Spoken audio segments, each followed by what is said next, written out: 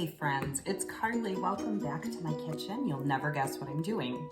I'm cooking dinner. Of course I'm cooking dinner. That's like my entire life, right?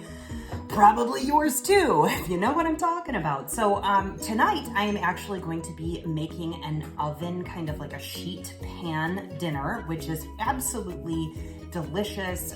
It is well seasoned. It's got all of the components that you're looking for in a nice rounded healthy meal. It's got the protein, it's got the vegetable, it's got the starch, and it's absolutely fantastic. So what I'm going to be creating tonight is herbed Parmesan-Crusted chicken with garlic mashed potatoes and roasted zucchini. I know it sounds like really, really bougie, right? But it's actually super accessible and you can do it too. So the first thing I'm going to show you is the ingredients. Now, prior to this, I have warmed my oven back here at 450 degrees, so that is warming up, and I also have a pot coming to a boil. You'll want to make sure that those things are set in advance so that this goes really quickly and you don't have to sit around waiting for your pot to boil, right? So, as far as ingredients are concerned, you're going to need some panko breadcrumbs. You're going to need Italian seasoning. This is going to be our herb mix that we're going to use in our herb crusted chicken. You need 4 potatoes. I'm actually using russet potatoes. You can use any kind, Yukon Gold, but essentially you want as many potatoes as you think you'll want for a side of mashed potatoes. I'm using 4 because there's 4 people eating tonight. I have 2 zucchini squash. Well, I have a yellow squash and a zucchini squash. You can use 2 of each. Or 1 of each of these, or you can use both the same. I just wanted a little bit of extra color on my plate, so I got 1 of each of those. You're gonna need 3 cloves approximately of garlic because we are going to be putting garlic in the mashed potatoes. Nummy, nummy, nummy. You're going to need some chicken. Boneless, skinless variety, if you can do that. You certainly can do bone in and skin on chicken if you would like to. If you want to make it healthier, go with the boneless, skinless. I'm using chicken thighs. They are a bit fattier of a meat. However, they are a lot more tender and they cook up really, really well. You're also going to need a block of Parmesan Reggiano cheese. Obviously my block, I have been using it, so we're getting down to the end of it. But if you buy cheese in block form and you grate it yourself, it is a huge, huge money saver, and it tastes better too, and it lasts forever. Of course, other things that you're gonna need, get some oil and some salt and pepper. And then once we have all of the ingredients together, we're gonna go ahead and start putting this together. The first thing I'm gonna do is prep my vegetables, so stay tuned. So Veggie Prep is going to be super, super quick. You can do all of this by hand. I would recommend doing it with like a utility knife, a Santoku knife or something like that. But if you have this available, this is my Rapid Prep mandolin. It's going to make it so much quicker and easier. So the first thing I've done is taken my zucchini and my squash, and I've taken the ends off. Now, by the way, don't throw these out. Put them into a plastic bag. Put them into your freezer. Add them to your stock bag of all of your vegetable scraps. Waste not, want not, right? And then you can use those vegetable scraps to make an awesome broth. So I am going to prep my vegetables here. So I've just taken the tops off, basically tops and bottoms off of these. I have set my dial at the back to chop, and I've set the thickness to about 6 or 7. I want this to be a really nice, kind of a thick roasted vegetable. So all I do is put it in the food chute. Whoops, hi baby. There it goes. Perfect. And then these look absolutely perfect. I'm gonna do the exact same thing with my zucchinis. I love this food hopper. It's very generous in size. So your fruits and vegetables will fit in the food chute, without having too much trouble. So this is what I'm gonna do here. I am going to take these vegetables right away and I am going to prepare them on my sheet pan. Now I'm going to be doing this on stoneware because I absolutely love roasting vegetables on stoneware. Stoneware is the freaking bomb.com. If you don't have stoneware, definitely get you some stoneware. It's available pretty much everywhere. So this is what I'm going to do. First thing I'm going to do is I'm going to season this with just a little bit of salt and pepper. I am going to drizzle a little bit of oil because we want these to be coated in oil, but we do not want them absolutely saturated. If you get them saturated, then they're gonna get like kind of, what's the word? Kind of gross. I don't know, they get kind of mealy and kind of soft.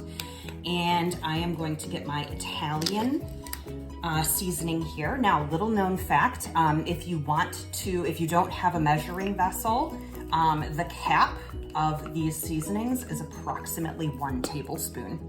Little known fact. So I'm gonna go ahead and just season these up with my Italian seasoning. This is also gonna come into play a little bit later. But all I'm going to do is kind of moosh these around. Yes, I have clean hands. You always want to work with clean hands, especially if you're teaching your kids how to cook, because you don't know where your kids' hands have been, baby, okay? So these are looking fabulous. You want to make sure that you spread them out on the pan. You don't want them on top of each other because we want to roast these. We don't want to steam them. There's a totally different consistency to steamed vegetables as opposed to roasted vegetables. So make sure that they're, spread apart on the pan. I'm going to put this to the side. And the next thing I'm going to do is I am going to do my potatoes. Now, I could chop these all by hand. Yes, I could, but instead of doing that, I'm actually going to do a cut, like a fry cut on this. And I'm gonna turn it all the way up because basically, why do I need to chop my potatoes by hand? Oops, if I got it right the first time, I'd be dangerous. There we go. If I cut them all by hand, it takes me forever, so I don't want to do that. So I'm going to do it with my Rapid Prep mandolin. These, I'm actually doing the mashed potatoes with the skins on. You, of course, I'm kind of doing more of a rustic thing today. You can absolutely take the skins off, but it's not necessary because the skins kind of break down anyway. I'm going to do a fry cut.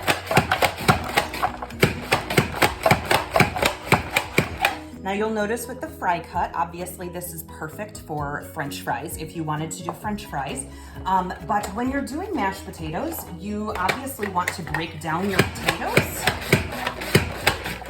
into some kind of chunks. And then since I have already started using my Rapid Prep mandolin, I figured, well, I'll just use it for this as well. It's super quick and super easy.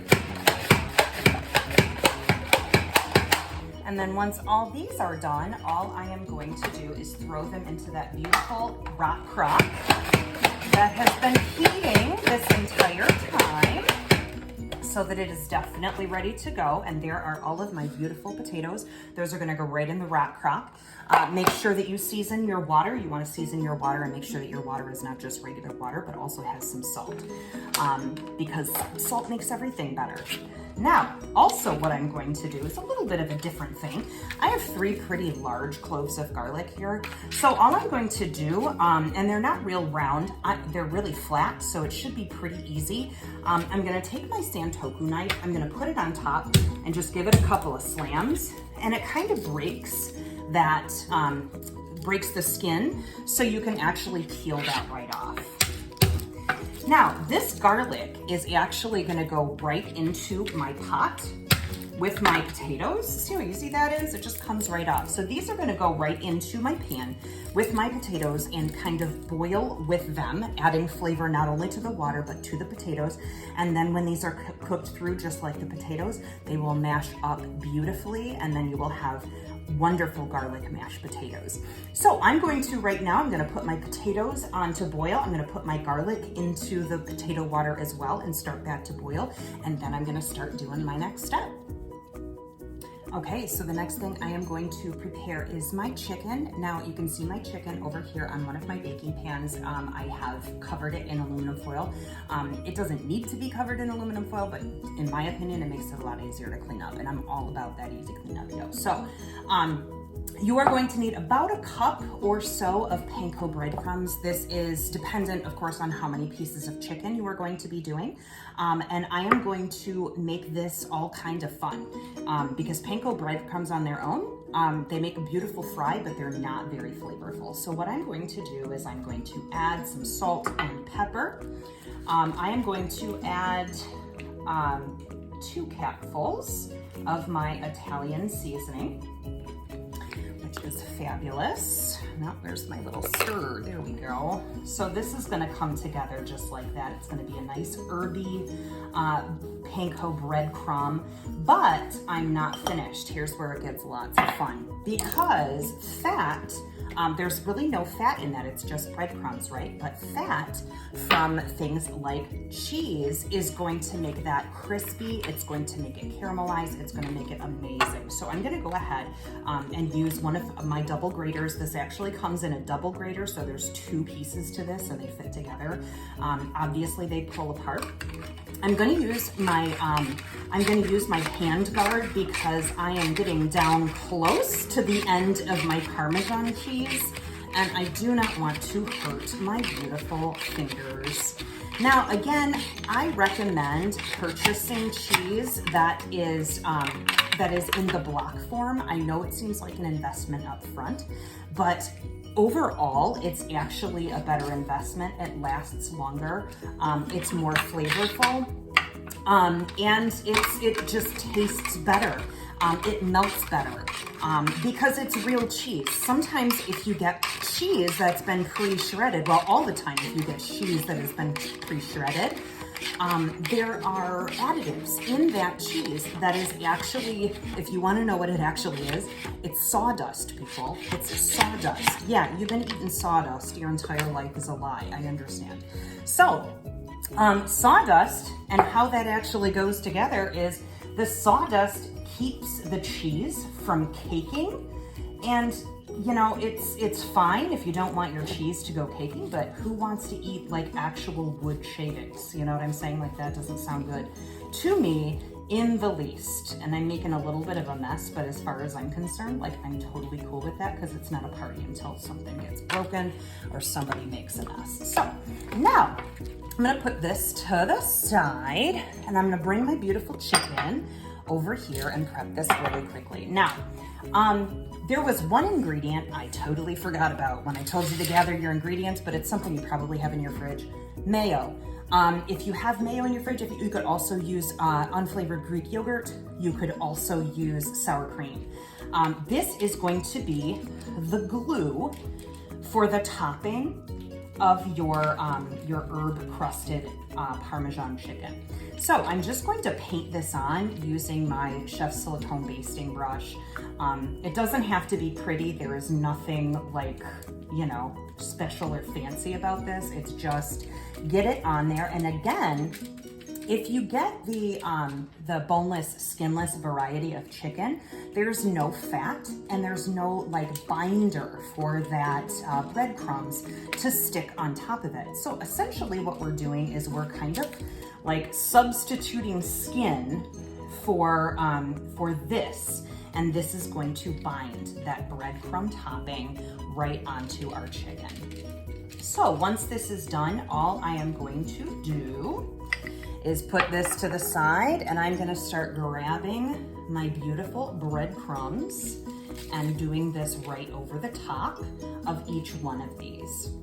So as I do this, essentially what I'm gonna do is I'm gonna cover these completely with this breadcrumb mixture, and then I'm gonna kind of pack it in, kind of pack it down a bit so that it really binds together, it stays together, and then of course it kind of entombs that chicken in all of this breadcrumb gooey goodness. So I'm going to go ahead and finish that up, and then I will show you the next step.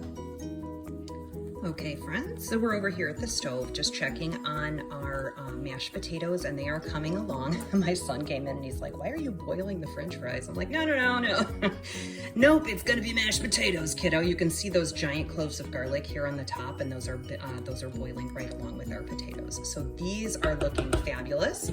Now over here, We have those chicken thighs and of course those beautiful zucchini squash that we have prepared. Now all we are going to do is take this and pop it into the oven. Now, I kind of like to do it on different sides so that the air underneath this one, underneath that one, they have full circulation of the air. So what I'm gonna do now is I'm gonna put these in. I'm gonna put a timer on for about 20 to 25 minutes. I will continually check my potatoes to make sure that they are cooking and almost ready to be strained and mashed. So I will let you go and be back in just a minute. So my potatoes have finished cooking and I just have strained them. And if you look, they are very, very soft. I'll get them a little bit closer to the camera. They are very, very soft. They're practically just already mashing themselves, which I love because that means less work for me. Now I have about 3 tablespoons of salted butter that I'm gonna throw in there. I've cubed it up just so that it's a little bit easier to work with. If you put like a whole block of butter in there, it's harder to incorporate. Now, it's up to you how you want to make this lovely. The garlic is already in there, so that's gonna be kind of distributed throughout. If you like creamy mashed potatoes and you want to put some cream in there, if you want to put some milk in there, some half and half, some sour cream, however you want to do this. Now I actually have some heavy cream left over from a recipe that I did earlier this week. So I'm gonna go ahead and put that in there and then I'm just gonna use my masher. And the beauty with mashed potatoes, making them from scratch, first of all, they taste better, but secondly, you can really customize them to be exactly what you want. Are you team chunky, or are you team smooth, or are you somewhere in between? My family is really on team creamy, like they will want me to mash this thing until there's absolutely 0 lumps in here. But not everybody is like that, right? Like some people like it chunky, some people like it creamy. So I'm gonna mash this to my heart's content. And then all I'm going to do, because I used my rock crock, by the way, this is still pretty warm. It retains heat really, really well because it is stoneware. So what I'm going to do, because I still have some time to wait for my other foods to be roasted and done, I will simply take the lid and pop the lid right on this and put it on a warmer burner over there so that it doesn't heat it to the point of scorching to the bottom. But we obviously want to keep this hot while all of our other food cooks. So once I'm ready to pull everything else out of the oven and show you what we have, I'll be right back.